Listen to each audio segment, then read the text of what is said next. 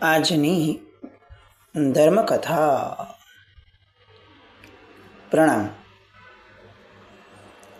પૂજ્ય વાદીદેવ સુરી મહારાજ સાહેબની નિશ્રામાં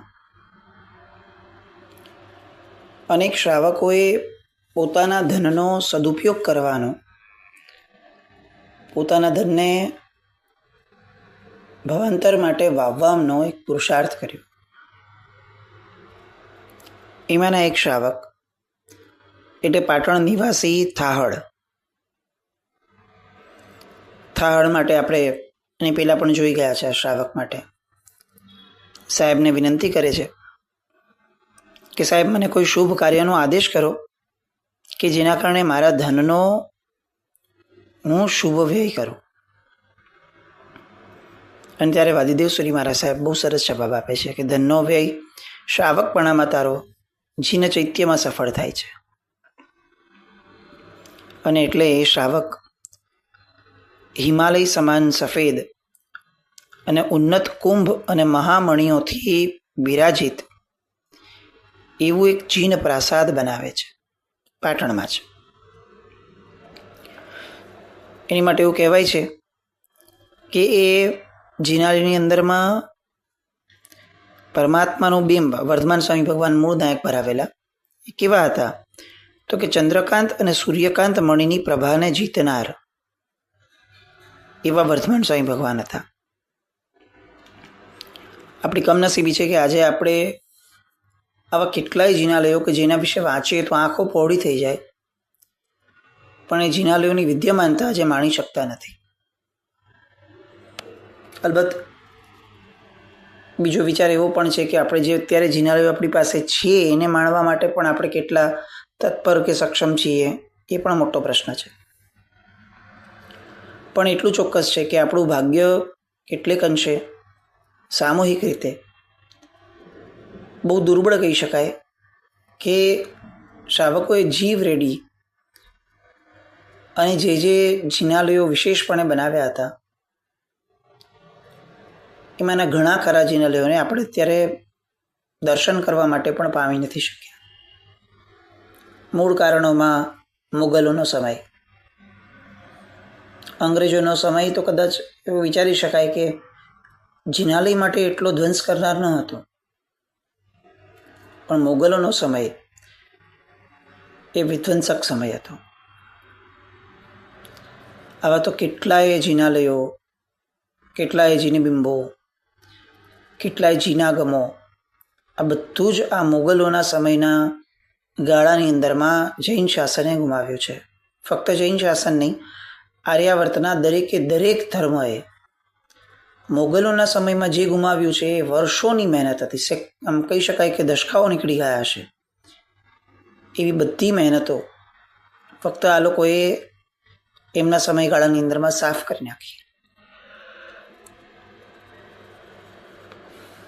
આ આર્યાવર્તની ઉદારતા છે ધર્મોની કે આવા મ્લેચ્છ લોકોને આપણે માફ કરી શક્યા.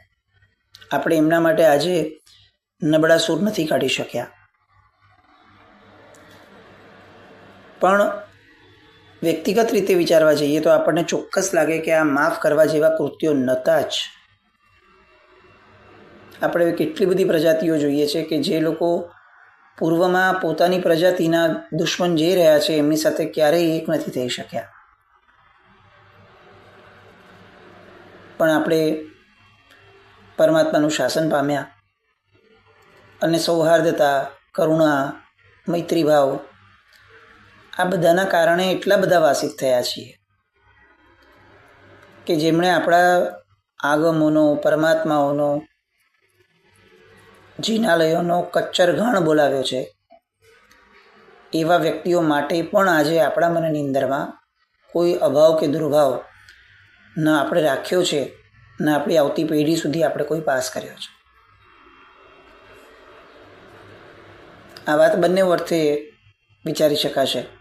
દરેકનો વ્યક્તિગત વ્યૂ હશે. કેટલાકને આ લાગશે કે આ ચોક્કસપણે આવું નહોતું હોવું જોઈતું. આવતી જનરેશનને કમસે કમ આપણે આ ભણાવી શક્યા હોત કે ભાઈ જુઓ, આ પ્રજાએ એટલું મોટું પારાવાર નુકસાન આપણું કર્યું છે કે આ પ્રજા સાથેની દોસ્તી એ આપણા ધર્મ માટેનો દ્રોહ ગણાશે, આપણા પૂર્વજો સાથેનો દ્રોહ ગણાશે. પણ ચાલ્યું છે. દરેક પોતપોતાની મતિ પ્રમાણે આગળ વધ્યા અને આમને આમ વર્તમાન પરિપ્રેક્ષની અંદરમાં વિચાર કરીએ તો આપણે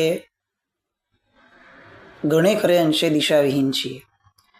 ન ભૂતકાળનો આપણી પાસે કોઈ આવો ઠોસ કહી શકાય એવો કોઈ ભાવ છે કે જેને આપણે વળગીને રહ્યા હોય, ન ભવિષ્યની માટે આપણી પાસે કોઈ પ્લાન છે.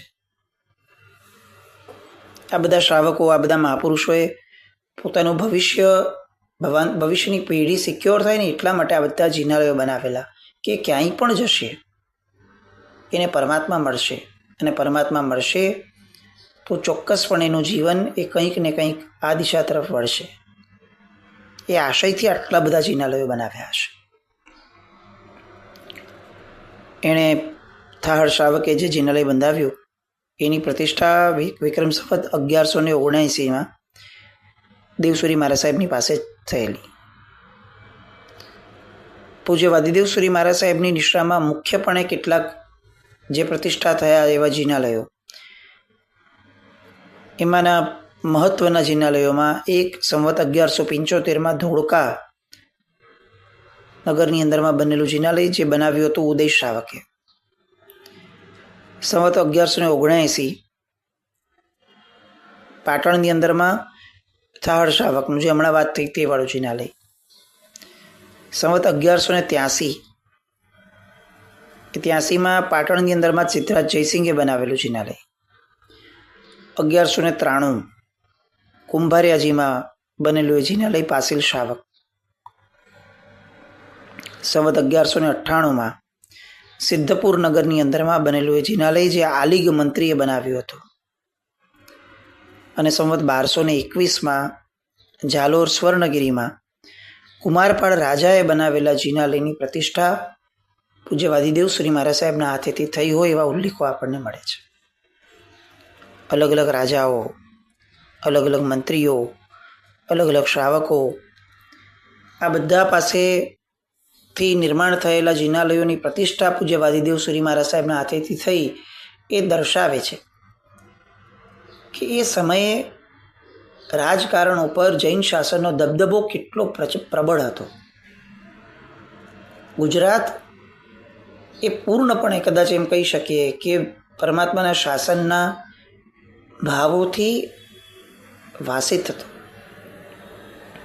રાજ્યતંત્ર પણ, અને જેનું રાજ્યતંત્ર જે ધર્મને માનતો હોય ત્યાં લોકોની એ ધર્મ માટેની સદભાવના એ બહુ સહજ છે. આપણે આઝાદ થયા પછીથી, વર્ષો પછીથી જે બિન સાંપ્રદાયિક નામનો શબ્દ આપણે ત્યાં ઘુસાડવામાં આવ્યો, એણે જે નુકસાન કર્યું છે એ સીધી વિચારધારા ઉપરનું નુકસાન થયું. હું કોઈ ધર્મમાં માનતો નથી. આવું જો હું મારા જીવનમાં માનું ને તો મારામાં શુભતા આવશે એ શક્યતા નહીં રહે. ધર્મ એ પર્ટિક્યુલર કોઈ ક્રિયા માટેનું સાધન નથી. ધર્મ એ જીવને ઉદ્ધરવા માટેનો એક આખો ને આખો માર્ગ છે. હું જો એનાથી નિરપેક્ષ થઈશ તો હું ક્યારેય પણ મારા આત્માની સાપેક્ષ નહીં થઈ શકું. એના આધાર ઉપર એટલું ચોક્કસ આપણે આજે પરિણામ જોઈ શકીએ છીએ કે આ ધર્મનિરપેક્ષ રાષ્ટ્ર, એના લોકો પણ ધર્મથી, માર્ગથી, આત્મવાદી વિચારધારાથી કેટલા બધા નિરપેક્ષ થતા ગયા. રાજ્ય ઉપર ધર્મની અસર હોવી જ જોઈએ. વાર તહેવારે સમયાંતરે બદલાતા ગયા. ક્યારેક શૈવ ધર્મ, ક્યારેક હિન્દુ ધર્મ, સનાતન, ક્યારેક જૈન ધર્મ, પછી ક્યારેક બૌદ્ધ ધર્મ, આ બધું બદલાતું ગયું. પણ અંતે રાજા કોઈ એક ધર્મને વરેલો હોવાના કારણે આર્ય સંસ્કૃતિ અને એનામાંની આર્યતા એ ઊભી રહેતી હતી. આજે ધર્મનિરપેક્ષ થવાના કારણે માંસાહાર, હિંસાચાર, દુરાચાર આ બધાની પરાકાષ્ઠાએ આપણે પહોંચ્યા. કોર્ટના એક પછી એક નિર્ણયો સાંભળીએ છીએ. સરકારના માંસાહાર ને મત્સ્ય ઉદ્યોગ માટેના જેટલા પ્રોત્સાહનો સાંભળીએ છીએ એ બધું સાંભળ્યા જોયા પછીથી ખરેખર એવું લાગે કે આ બિન સાંપ્રદાયિકતા અથવા ધર્મનિરપેક્ષતાએ કદાચ આપણે ત્યાંની આર્ય વ્યવસ્થાનો જ ભૂક્કો બોલાવી નાખ્યો છે. હિંસાચારથી ખદબદતો દેશ એ ભવિષ્યમાં શુભતા કઈ રીતે લાવશે? અને એટલે જ ચોક્કસપણે એવું કહેવાનું મન થાય કે એવું વિચારવાનું મન થાય કે આપણે આવા તંત્રમાંથી બહાર આવવું જ પડે. કોઈક એવો વિરલ વ્યક્તિ પાકવો જ જોઈએ કે જે આ બંધારણની અંદરમાં એવો બદલાવ લાવે કે જેના કારણે ધર્મ સાપેક્ષતા એ જનજનની અંદરમાં પ્રગટવી જોઈએ. કારણ કે એ જ આખા ને આખા જીવનનો એમ કહી શકાય કે દિશા આપનારો મંત્ર છે. આપણે વાદીદેવ સુરી મહારાજ સાહેબની વાત કરીએ તો વાદીદેવ સુરી મહારાજ સાહેબે ફક્ત આ શ્રાવકોને પ્રતિબોધ કર્યા હતા કે આ વાદ જીત્યો હતો એટલા પૂરતું સાહેબનું પ્રભાવક તંત્ર હતું એ માનવું ભૂલ ભરેલું છે. પૂજ્યશ્રીની પ્રતિબોધ શક્તિ કેવી જબરદસ્ત હતી તો કે એમને પોતાના જીવનમાં દીક્ષા સ્વીકાર્યા પછીથી લગભગ 35,000 અજૈન પરિવારને જૈન બનાવ્યા હતા. 35,000 પરિવાર એ સમયના. અત્યારના 35,000 પરિવાર હોય ને તો સમજી શકાય કે 70,000 થી 75,000 કામ પૂરું થઈ જશે. કારણ કે અત્યારે આ તો પરિવારની વ્યાખ્યા જ આપણી તું હું ને રતનિયો આ વાળી રહી. એટલે પરિવારમાં એક ભવિષ્ય સાચવે એવો વ્યક્તિ ગણાય. પણ એ સમયની વાત છે કે જ્યારે પરિવાર એ સમૃદ્ધ હતા, પરિવારજનોથી સમૃદ્ધ હતા. ઇતિહાસ નોંધે છે કે આશરે 3.5 લાખ જેટલા લોકો જૈન મતની અંદરમાં જોડાયા હતા નવા, પૂજ્ય વાદીદેવ સુરી મહારાજ સાહેબની પ્રતિબોધ શક્તિના કારણે. એટલે એવરેજ ઇતિહાસ એક પરિવારમાં 10 જણને ગણે છે. 10 જણનો પરિવાર એવરેજ. આ ઉપરાંત ઘણા નગરના રાજા, મહારાજા, મંત્રીઓ, શેઠિયાઓ, વ્યાપારીઓ એ પૂજ્યશ્રીના પ્રભાવથી જૈન મતના પરમ ભક્ત બન્યા છે. જૈન ધર્મનો સ્વીકાર કર્યો હતો.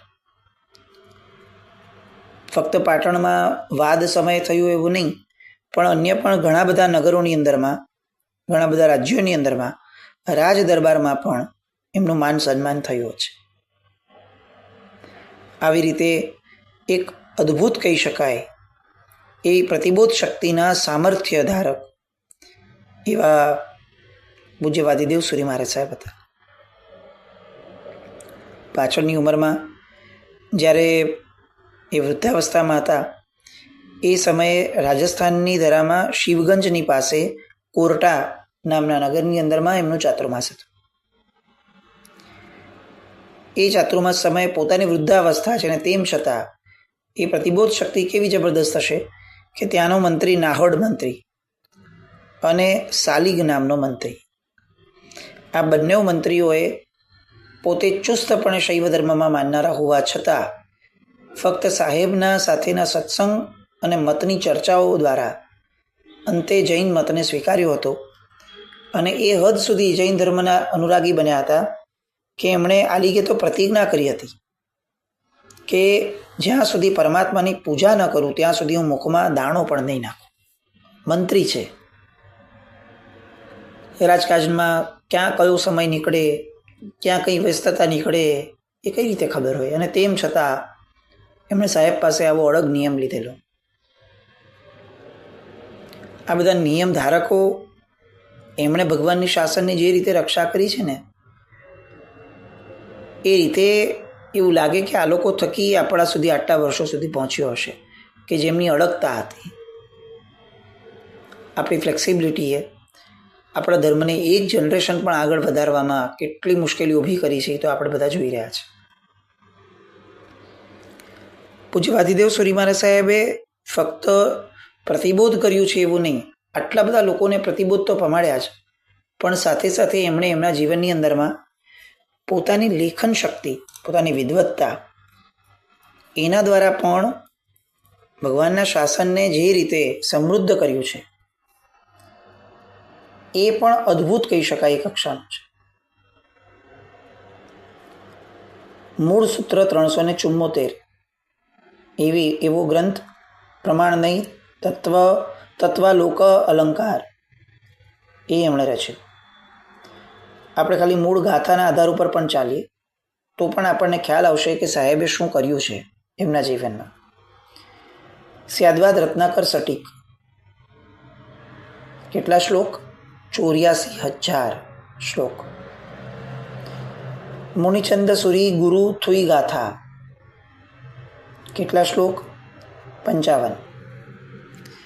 મુનિચંદ સુરી ગુરી સ્તુતિ ગાથા પ્રકરણ સમુચ્ચય 25 ગાથા. ગુરુ વિરહ વિલાપ એની રચના સાહેબ દ્વારા થઈ. દ્વાદશ વ્રત સ્વરૂપ જે પ્રકરણ સમુચ્ચયની અંદરમાં પ્રકાશિત થયું છે તે, એટલે કે 12 વ્રતો, એનું જે આખું સ્વરૂપ કેવું હોઈ શકે એની સરસ મજાની વાતો, એની રચના પણ સાહેબે કરી. સંવત 1162 જીવ અનુશાસન સ્વપગ્ન ટીકા ગ્રંથાગ્રહ એની રચના સાહેબે કરી, જેમાં 2200 શ્લોકો પ્રમાણ હતા. આ ઉપરાંત પુરુકુલ્લા દેવીની સ્તુતિ, પાર્શ્વ ધર્ણેન્દ્રજીની સ્તુતિ, કલિકુંડ પાર્શ્વનાથ ભગવાનનું યંત્ર સ્તવન શ્લોક 10 એનું પણ સંપાદન, એનું પણ રચના સાહેબ દ્વારા થઈ. જીવાભિગમ સૂત્રો ઉપરની લઘુવૃત્તિ એ પણ સાહેબે રચી. યતિ દિનચર્યા કેવી હોય એ 376 ગાથાનું આખું સૂત્ર એ પણ સાહેબ દ્વારા રચાયું.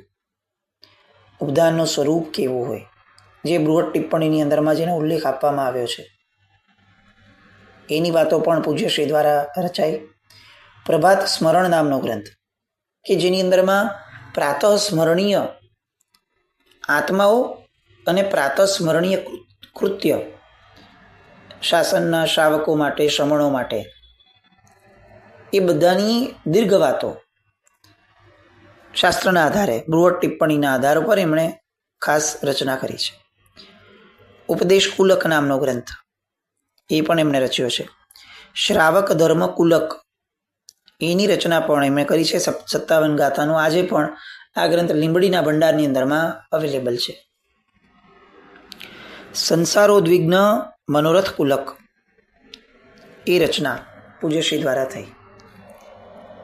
સંસારથી વિરક્ત થવા માટેના મનોરથો કેવા હોય શ્રાવકના, એની વાતો.